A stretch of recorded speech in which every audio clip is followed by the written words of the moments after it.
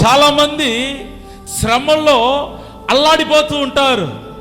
చాలామంది సమస్యలు వచ్చినప్పుడు ఏం చేయాలో తెలియని పరిస్థితుల మధ్యలో భయపడిపోతూ ఉంటారు. గచ వణికిపోతూ ఉంటారు. దానికి గల కారణం ఏంటో తెలుసా? దేవుని వాక్యం తెలిసిన వాడు, దేవుని మాట హృదయంలో ఉంచుకున్నవాడు ఎలాంటి శ్రమైనా సరే, ఎర్ర సముద్రమే ఎదురుగా నిలబడుకున్నా సరే భయపడడు. చపలబడి దేవుని నామమును గణపరచండి. దేవుని యొక్క వాక్యం ఎవరి హృదయంలో భద్రంగా దాచుకుంటారో వారు ఈ ఎర్ర సముద్రమే, అంటే భయంకరమైన కష్టం వచ్చి ఎదురుగా నిలబడుకున్నా వారు భయపడరు. వాళ్ళు ఏం చేయరు? భయపడరు.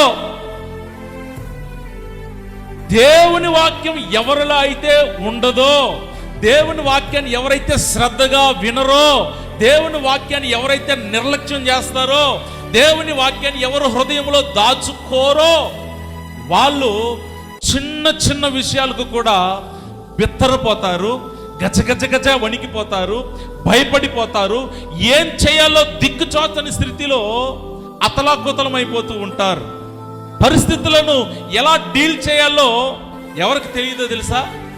వాక్యాన్ని హృదయంలో దాచుకోని వారికి, వాక్యం తెలియని వారికి, బైబిల్ చదవని వాళ్ళకి ఏం చేయాలో తెలియదు.